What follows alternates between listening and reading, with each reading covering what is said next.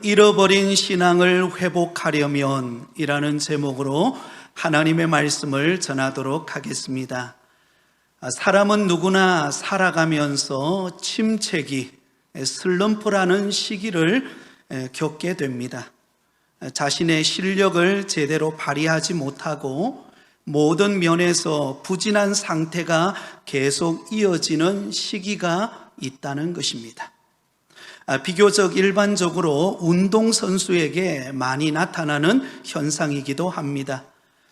여러분들이 잘 아는 축구 선수 중에 박지성 선수를 아실 것입니다. 2002년 한일 월드컵에서 큰 역할을 감당했던 선수가 박지성 선수입니다. 그가 한일 월드컵이 끝나고 난 다음에 히딩크 감독이 이끄는 네덜란드 PSV 축구팀의 스카우트 제의를 받아서 그가 가게 되었습니다. 그가 스카우트 제의를 받아 가게 될 때만 하더라도 많은 사람들이 이구동성으로 그가 이제 정말 승승장구하겠구나 그렇게 생각했습니다. 그런데 얼마 지나지 않아서 인생 최대의 슬럼프를 겪게 됩니다. 본격적으로 축구를 하려고 하는데 무릎 부상을 당했던 곳이 고질적으로 계속 아파오기 시작했던 것입니다. 여러분, 계속해서 무릎에 통증을 느끼니 제대로 뛸 수가 있겠습니까? 그래서 점점 경기에서 실력을 발휘하지를 못한 것입니다. 그러자 함께 뛰던 주장이 무슨 저런 선수를 데려왔느냐면서 그를 무시했습니다. 심지어 홈구장이었던 PSV 축구 팬들조차 그를 향하여 야유를 퍼부었습니다. 경기를 뛰는 가운데 박지성 선수가 공을 잡으면 그 순간부터 야유를 퍼붓기 시작합니다. 그러다가 공을 다른 선수에게 넘겨주면 그 야유가 끝나는 것입니다. 그때 박지성 선수가 처음으로 축구공이 싫어졌다고 합니다. 그런데 여러분, 어떻게 그 박지성 선수가 이런 슬럼프에 빠졌을 때 그 슬럼프를 딛고 이겨낼 수 있었을까요? 그것은 바로 자신을 향한 끊임없는 긍정적인 생각과 긍정적인 말을 했다는 것입니다. 여러분, 축구 선수라면 자기가 잡았던 그 공을 다른 선수에게 넘겨주는, 패스하는 것이 당연하죠. 그런데 아주 사소한 것부터 마음속에 자신을 향하여 칭찬하기 시작했다는 것입니다. 다른 선수에게 공을 패스하면 그래, 잘했어, 그 봐, 할 수 있잖아, 잘하고 있어, 좋았어, 이런 식으로 생각을 했다고 합니다. 그리고 경기를 뛸 때도 계속 칭찬을 멈추지 않았다고 합니다. 잘하고 있어, 앞으로 더 잘할 거야, 그런 긍정적인 말을 스스로 하게 되었다고 합니다. 그러자 지속적인 그런 긍정적인 그런 생각과 또 그런 말을 통하여서 마음속으로 스며들어오는 부정적인 암시들이 사라지게 되었고, 어느 날부터 본격적인 실력이 발휘되게 되었습니다. 그러자 여러분, 축구장의 분위기가 달라졌습니다. 야유를 퍼붓던 홈팬들이 이제는 박지성 선수의 응원가를 만들어서 부르기 시작했고, 그리고는 아주 뛰어난 선수로 인정을 받아서 박지성 선수가 세계적인 축구 선수가 될 수 있었다고 합니다. 오늘 우리가 읽은 본문 말씀에도 보면 그동안 영적 침체기와 슬럼프에 빠져서 오랜 기간 동안 절망하며 살았던 나오미가 드디어 영적 회복을 경험하는 이야기가 오늘 본문에 소개되어지고 있습니다. 사실 그동안 나오미는 삶의 의욕을 잃어버린 채 살아왔습니다. 그가 기근을 피해서 한번 잘 살아보기 위해 이민을 갔던 모압 지방에서 사랑하던 남편을 잃었죠. 그리고 두 아이를 가슴에 묻었습니다. 그러니 여러분, 무슨 의욕이 있겠습니까? 그런 와중에 그나마 고향 땅 유다 베들레헴에서 하나님께서 유다 백성들을 돌보사 양식을 허락하셨다라는 소식을 듣고 용기를 내어서 유다 베들레헴에 그가 왔지만, 그러나 그의 현실은 녹록하지가 않았습니다. 여전히 궁핍했고 여전히 불안한 미래였습니다. 매일같이 며느리 룻이 나가서 이삭을 줍지 않으면 하루하루 먹기 살기 힘든 그런 여건과 환경이었습니다. 바로 이러한 나오미의 마음을 잘 엿볼 수 있는 구절이 있습니다. 룻기서 1장 20절입니다. 그가 고향으로 돌아올 때 그를 향하여, 그를 알고 있는 사람들이 이가 나오미가 아니냐라고 수군거릴 때, 그때 여러분 룻이 고백했던 이야기를 한번 들어보세요. 어떻게 고백하고 있나요? 1장 20절입니다. 나오미가 그에게 이르되 나를 나오미라 부르지 말고 나를 마라라 부르라. 이는 전능자가 나를 심히 괴롭게 하셨음이니라. 여러분, 나오미가 자신을 향하여 나오미라 부르지 말고 뭐라고 부르라고 말합니까? 마라라고 불려달라.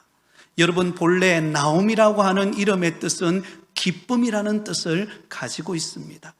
저기 나오미, 기쁨이라는 뜻을 가진 사람이 돌아오는구나, 이렇게 말하지 말고 마라, 이 마라라고 하는 뜻은요, 고통, 슬픔, 눈물, 좌절이라는 뜻을 가지고 있습니다.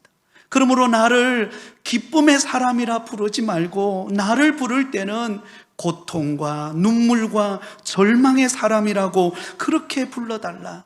전능자 하나님께서 나를 심히 괴롭혀서 내가 이렇게 슬픔과 고통과 절망을 겪고 있는 사람이 되어버렸다, 이렇게 고백하고 있습니다.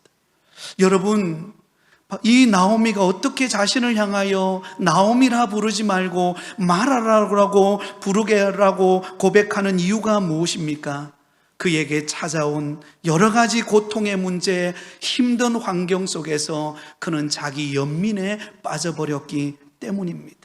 여러분, 우리가 힘든 일을 자꾸 겪다 보면은요, 우리가 예상하지 못했던 어려운 환경에 처하여져서 상처받고 힘든 일을 겪고 때로는 더 이상 내 힘으로는 해결할 수 없는 그런 정말로 절박한 힘든 문제가 내게 자꾸 찾아오면은요, 우리 인간은요 절망하게 됩니다. 웃어도 웃는 게 아니에요. 그렇게 여러분 괴롭고 힘들 수가 없습니다. 누군가가 찾아와서 위로해 주지만은요, 그게 진정한 위로가 되지 않습니다. 왜? 내 마음은 지금 괴롭고, 내 마음은 지금 지쳤고, 내 마음은 지금 캄캄하여 아무것도 보이지 않기 때문입니다. 사랑하는 성도 여러분, 오늘 이 시간 예배를 드리는 여러분 가운데 지금 나오미와 같은 그런 심정을 가지고 계시는 분은 안 계십니까? 바라고 기대하고 소망하는 일은 이루어지지 않고 점점 문제는 더 꼬여가고 답답하고 힘들고 어려움의 환경이 나를 짓누를 때, 나를 나오미라 부르지 말고 나를 차라리 마라라 불러달라. 여러분, 이런 심정을 가지고 계신 분이 이 자리에 나오셨다면 우리 주님이 특별히 여러분을 만져주시는 은혜가 있기를 예수님의 이름으로 축원드립니다. 자, 그런데 여러분, 오늘 본문에는 반전이 일어납니다. 여러분, 나를 나오미라 부르지 말고 나를 마라라 불러달라. 하나님이, 전능하신 하나님이 나를 심히 괴롭혀서 내가 이 고생하고 이 절망을 겪고 있다라고 고백했던 나오미가 오늘 본문에요, 이 나오미의 삶의 태도가 완전히 180도 바뀌어집니다. 나오미의 삶에 새로운 희망의 회복의 문이 열리는 것을 보게 됩니다.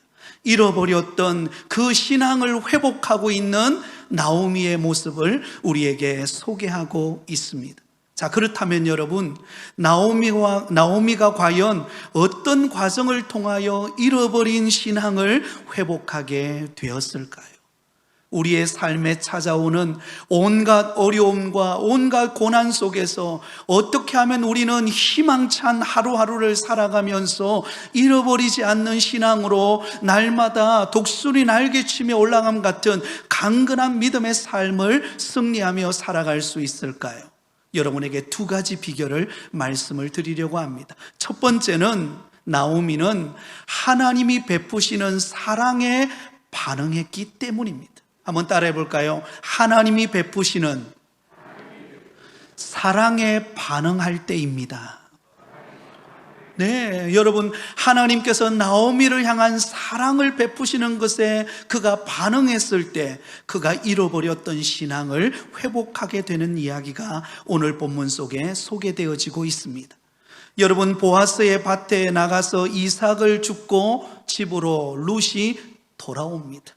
그런데 여러분, 룻이 보아스의 밭에서 이삭을 줍고 집에 돌아왔을 때 그가 가져온 이삭이 어느 정도 되었을까요? 오늘 본문 17절입니다. 우리 같이 읽겠습니다. 룻이 밭에서 저녁까지 줍고 그 주운 것을 뜨니 보리가 한 에바쯤 되는지라. 자, 여러분, 룻이 하루하루 이삭을 주어서 그리고는 음식을 만들어서 어머니와 함께 먹고 살기 위하여 그가 이삭 줍기 하러 밭으로 나갔어요. 그런데 우연히 갔던 밭이 보아스의 밭이었고 그곳에서 마침 보아스를 만나서 그가 은혜를 입고 그가 음식까지 먹고 그리고는 집으로 돌아옵니다. 그런데 그가 돌아올 때 가져왔던 그 여러분 이삭의 양이 어느 정도 되었다고 말합니까? 한 에바쯤 되었다, 그렇게 말합니다. 여러분, 한 에바가 어느 정도 될까요? 한 에바의 단위는 22리터를 말합니다.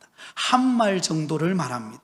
다시 말하면 두 사람, 나오미와 룻이 최소한 한 달 정도 먹고 살 수 있는 양의 양식이었어요. 여러분, 기대 이하입니까? 기대 이상입니까? 기대 이상이죠. 여러분, 룻이 이삭을 줍기 위하여 밭으로 나갈 때만 하더라도 오늘 하루 양만큼이라도 가서 주워오면 좋겠다, 그런 바람 아니었겠습니까? 그리고 며느리 룻을 이삭 밭으로 보내는 그 나오미의 마음 속에서도 오늘 아무 이상이 없이 하루 먹고 살만한 양만 가져오면 주워오면 좋겠다, 그 나오미의 바람이었을 거예요. 그런데 여러분, 이게 어찌 된 것입니까? 차고도 넘치는 정도가 아니라 한 달 정도 먹고 남을 만큼의 양을 주어서 가지고 온 것입니다. 그것도 룻이 돌아올 때 그 곡식만 가져온 것이 아니라 보아스의 집에서 먹고 기쁨을 누렸던 그 음식까지 싸서 돌아오게 된 것입니다. 여러분, 얼마나 놀라운 일입니까? 그러자 여러분, 나오미가 어떻게 반응합니까? 19절입니다. 시어머니가 그에게 이르되 오늘 어디서 주었느냐, 어디서 일을 하였느냐, 너를 돌본 자에게 복이 있기를 원하노라 하니 룻이 누구에게서 일했는지를 시어머니에게 알게 하여 이르되 오늘 일하게 한 사람의 이름은 보아스니이다 하는지라. 여러분, 정말 기대 이상으로 한 달치 먹을 양식을 가져왔으니 얼마나 나오미도 놀랬겠습니까? 그래서 묻습니다. 오늘 어디에서 주었느냐? 어디서 일하여서 이렇게 많은 양을 주어서 가져올 수 있느냐? 그러면서 여러분, 이 나오미의 말이 달라집니다. 어떻게 말합니까? 너를 돌본 자에게 무엇이 있기를 원하노라? 복이 있기를 원하노라. 자, 여러분, 20절에도 보세요. 나오미의 말이 달라져요. 20절입니다. 같이 읽습니다. 나오미가 자기 며느리에게 이르되 그가 여호와께로부터 복받기를 원하노라. 아멘. 여러분, 나오미의 입술에 그동안 나오미가 이 은혜를 경험하기 전에 나오미의 입술에서 나오는 말들은 다 어떤 말들이었죠? 다 절망적인 말들이었어요. 다 절망적인 말들이었습니다. 룻기서 1장 21절에 보면 그의 고백이 나오죠. 내가 풍족하게 나갔더니 내게 비어 돌아오게 하셨느니라. 하나님께서 내가 그 모압 지방에 가서 그곳에 한번 잘 살아보려고 나갔는데 그곳에 풍족하게 갔지만 그 모든 것을 다 잃어버리고 나는 비어서 돌아왔다. 모든 것을 다 잃어버리고 슬픔과 좌절과 절망을 안고 살다가 내가 돌아왔다, 그렇게 고백하고 있어요. 그런데 여러분, 한 에바의 곡식을 가져온 그 룻의 그 곡식을 보면서 나오미의 생각이 바뀌기 시작합니다. 나오미의 입술에 고백이 바뀌기 시작합니다. 이전에는 내가 비어서 돌아왔고 나를 나오미라 부르지 말고 나를 마라라 부르라 라고 고백했던 나오미의 입술에서 다른 사람을 축복하는 말이 나오기 시작합니다. 여러분, 이 고백은요, 놀라운 고백이 아닐 수가 없습니다. 어떻게 이 나오미의 입술에서 여러분 다른 사람을 축복하는 말로 그의 말이 바뀔 수 있었을까요? 그것은 하나님께서 베푸시는 사랑에 그가 반응했기 때문입니다. 하나님께서 나오미와 그 룻을 사랑하사 보아스를 통하여 그의 가정에 풍족한 은혜를 베푸시는 그 놀라운 사랑 앞에 여러분, 나오미의 입술을 열어서 믿음으로 반응하는 순간 그의 고백이 달라지고 그의 삶의 모습이 달라지고 잃어버렸던 신앙이 회복되어지는 변화의 역사를 경험하게 되어진 줄 믿습니다. 여러분, 나오미가 남편과 두 아들을 잃고 고향 베들레헴으로 돌아왔습니다. 그러나 환경은 여전히 변한 것이 없었습니다. 그런데 여러분, 그런 나오미와 룻의 가정에 하나님께서 은혜를 베푸셔도 차고 넘치는 은혜를, 그들이 기대하고 소망했던 그 이상의 은혜를 베푸시는 것을 보면서 여러분, 나오미가 무엇을 깨달았을까요? 아, 하나님은 변함없이 우리 가정을 사랑하고 계시는구나. 하나님은 비어서 돌아오고 절망 가운데 낙심하여서 슬픔 가운데 돌아온 우리 가정을 외면하고 계신 것이 아니구나. 하나님은 여전히 우리 가정을 사랑하고 계시고 우리 가정을 향한 놀라운 은혜를 베푸시고 우리 가정에 필요한 것을 공급하시는 분이 우리 하나님이시구나. 그 사랑을 깨닫고 그 사랑의 믿음의 고백으로 반응할 때 여러분, 놀랍죠? 한순간에 그의 삶이 달라지게 되는 것입니다. 여러분, 우리의 잃어버린 신앙을 회복하는 기간은요, 한순간이에요. 어떨 때요?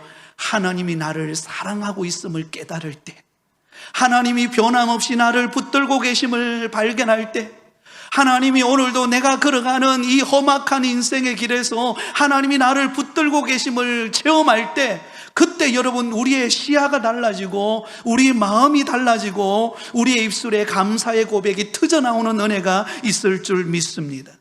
하나님은 어떤 분이십니까? 이사야서 42장 2절과 3절에 이렇게 고백하고 있습니다. 우리 같이 읽겠습니다.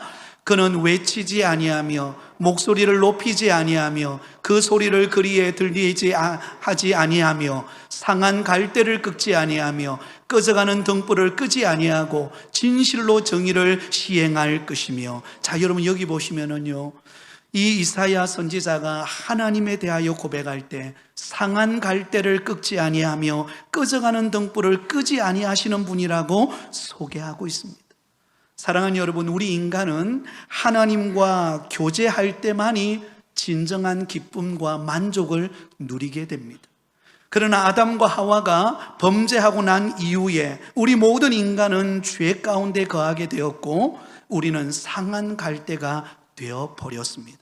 그런데 상한 갈대와 같고, 여러분, 상한 갈대는 어때요? 일반적으로 버려버립니다. 여러분, 불쏘시개 정도로 취급해버립니다. 그런데 상한 갈대와 같은 죄인된 우리를 하나님은 외면하지 아니하시고 상한 갈대를 꺾지 아니하시고 꺼져가는 등불을 끄지 아니하시고 우리에게 은혜를 베푸시고 우리를 구원하시고 우리를 하나님의 자녀 삼아 주셔서 믿음 안에 살아갈 수 있도록 우리와 함께 하시는 우리 아버지 되시는 분이 우리 하나님이신 줄을 믿습니다. 그 하나님의 사랑을 깨달을 때 잃어버린 신앙을 회복하게 되어진다는 것입니다. 여러분, 예수님의 수제자는 시몬 베드로입니다. 여러분, 3년 반 동안 예수님을 따라다니면서 누구보다도 시몬 베드로는 예수님의 말씀을 들었고 예수님이 행하신 기적을 보았고 또한 예수님이 들려주시는 그 천국 복음의 소식을 들으면서 누구보다도 많은 기쁨과 감격을 누렸던 인물이 시몬 베드로였습니다. 그러나 그 정작 예수님이 고난 받으시고 십자가에 못 박히실 때 시몬 베드로는 나 예수님 모른다 라고 3번씩이나 부인해버리고 도망쳐 버렸습니다. 여러분 생각해 보세요. 예수님의 수제자였던 그가 예수님을 모른다고 3번 부인하고 도망쳤을 때 여러분 같으면 어떻게 하겠습니까? 배신감을 느껴서라도 가까이 하지 않을 것입니다. 그런데 여러분, 그 절망 가운데 있던 시몬 베드로, 그는 그 갈릴리 바다로 가서 나는 고기 잡으러나 가야 되겠다. 절망과 좌절과 슬픔과 낙심 속에 사로잡힌 시몬 베드로가 그 갈릴리 바닷가로 가서 고기 잡으러 갈 때에 우리 예수님은 그를 찾아갑니다. 부활하신 예수님께서 그 갈릴리 해변가에다가 조반을 차려놓고 그리고는 그곳에 주위를 막는 불을 피워놓고 시몬 베드로를 기다립니다. 베드로가 열심히 그물을 던지지만요, 밤새 그물을 던지지만 한 마리도 잡지를 못하는 거예요. 마치 누구의 마음과 같습니까? 시몬 베드로의 허탈한 마음, 주님을 부인하고 떠나버린 죄책감과 좌절감과 낙심으로 가득 차 있는 그 시몬 베드로의 마음과 같았어요. 그런데 어디선가부터 소리가 들려옵니다. 오른편에 그물을 던지라. 그랬더니 그물을 던졌는데 여러분, 그 그물이 찢어질 정도의 많은 고기가 잡힌 거예요. 그리고는 해변가로 나와보니까 누굽니까? 우리 예수님이십니다. 예수님이 그 시몬 베드로를 기다리고 계셨던 것입니다. 그리고는 묻습니다. 시몬 베드로야, 네가 나를 사랑하느냐? 몇 번 묻나요? 3번 묻습니다. 그러면서 우리 예수님께서 시몬 베드로를 향한 그 사랑을 표현합니다. 너는 나를 3번 부인했을지라도 그러나 나는 너를 버리지 않는다. 나는 여전히 너를 사랑하고 있고 나는 여전히 너와 함께하고 있고 내가 너를 회복할 것이다. 내가 너를 통하여 하나님의 위대한 일을 이루실 것이라고 주님이 그를 향한 사랑을 표현합니다. 그때 시몬 베드로가 그 주님이 다시 베풀어 주시는 그 사랑을 깨닫고 그는 변화됩니다.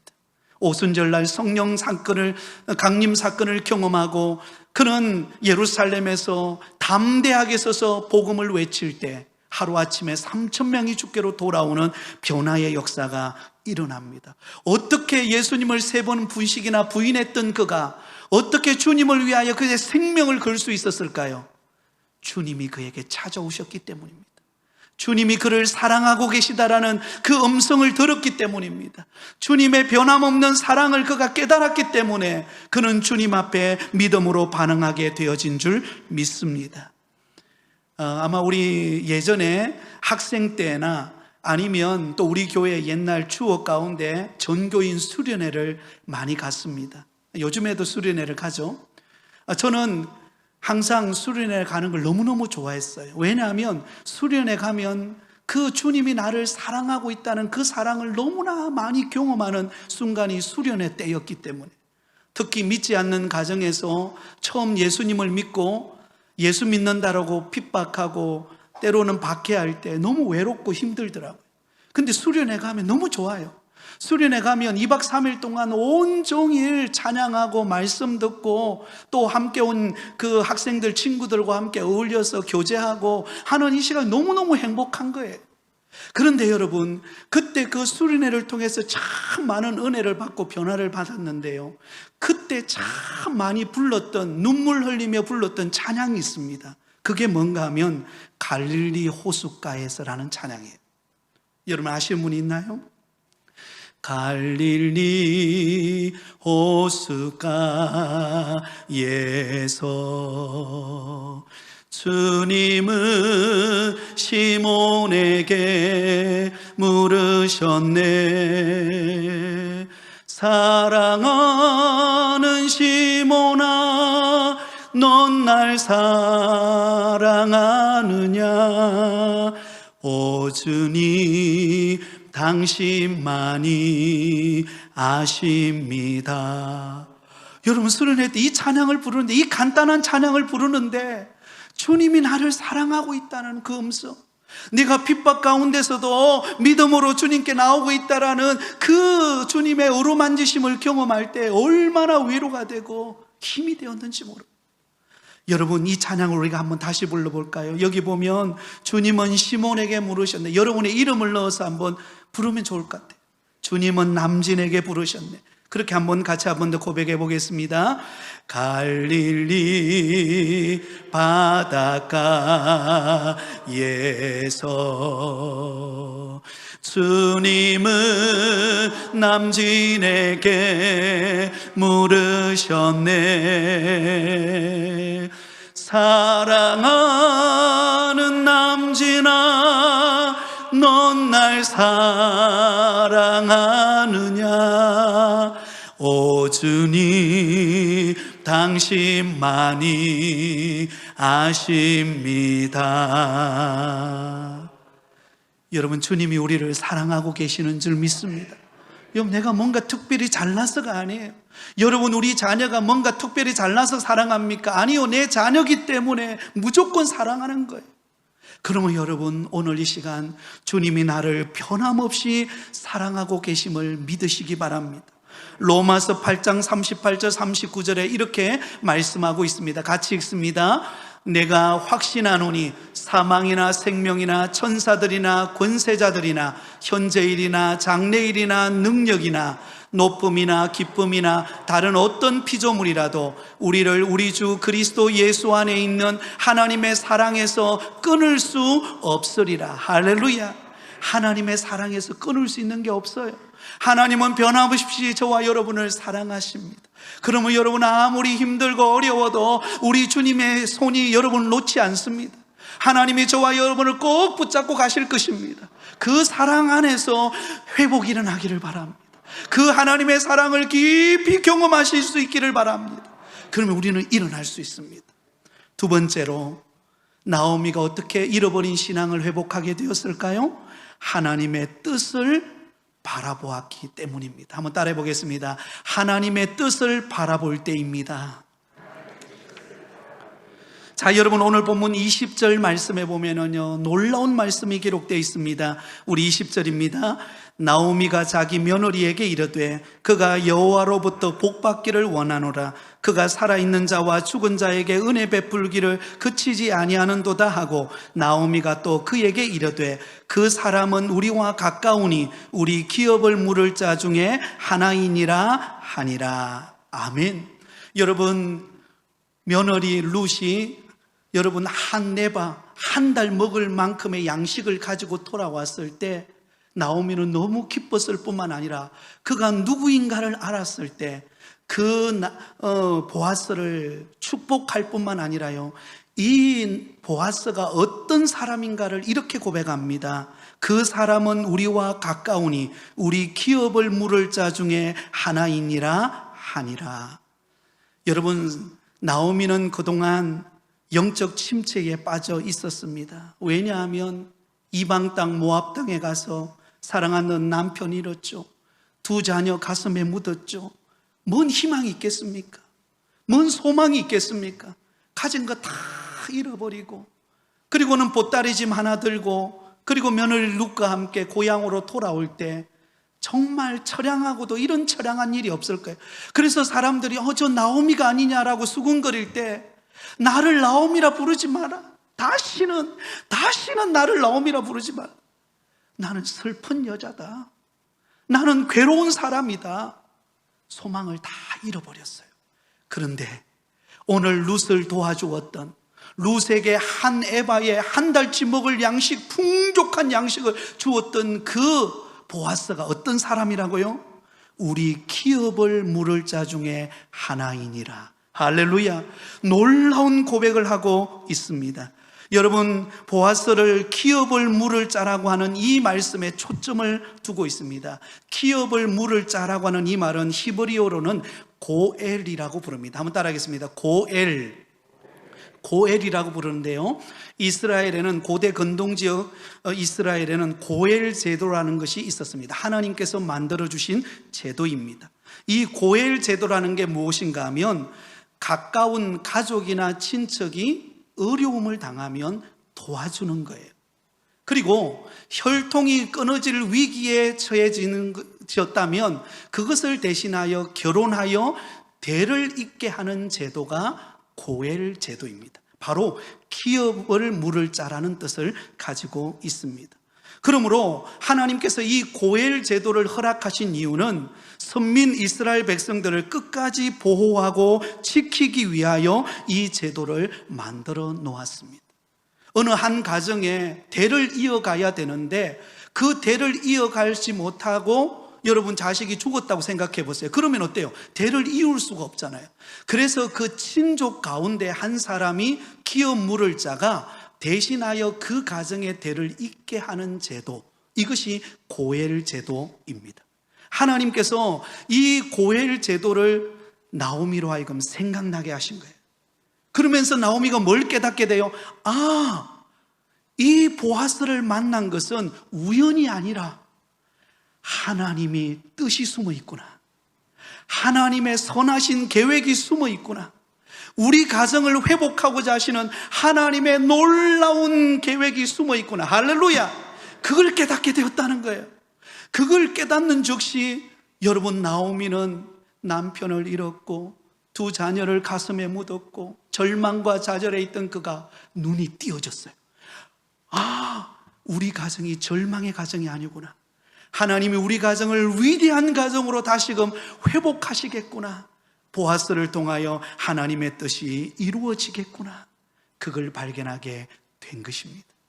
사랑하는 성도 여러분, 우리 앞이 보이지 않아도, 우리 가정에 지금 힘든 일이 있어도 하나님은 저와 여러분을 가정을 향한 하나님의 선한 뜻이 있는 줄 믿습니다.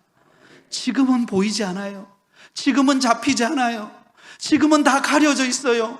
그러나 여러분, 안개가 그치고 나면 햇빛이 비치듯이, 터널을 지나가면 쨍쨍한 하늘이 보이듯이 하나님이 우리에게, 우리 가정을 향한, 여러분 가정을 향한 하나님의 선한 뜻과 계획을 가지고 우리의 발걸음을 인도하고 계시다라는 것을 믿으시기 바랍니다. 그러면 우리는 회복될 수 있습니다. 왜냐하면 하나님의 선하신 뜻 가운데 우리를 인도하고 계시기 때문에 우리는 일어나서 주님을 붙들 수 있습니다. 혹시 여러분 지난 한 주간 살면서 아이고 힘들다, 지친다, 변하는 게 없구나. 아니에요. 안 변할 것 같지만 하나님 변하게 하십니다. 하나님이 우리를 이끌어가고 계시는 줄 믿습니다. 하나님이 우리를 사랑하시는 분일 뿐만 아니라 우리를 향한 놀라운 계획을 가지시고 나오미의 가정에 기업을 묻는 자 보아스를 붙이시듯이 하나님께서 저와 여러분을 향한 선한 뜻을 가지고 앞으로 놀라운 일을 행하실 하나님을 바라보며 다시 일어나 믿음으로 달려가는 저와 여러분 다 되시기를 예수님의 이름으로 축원드립니다.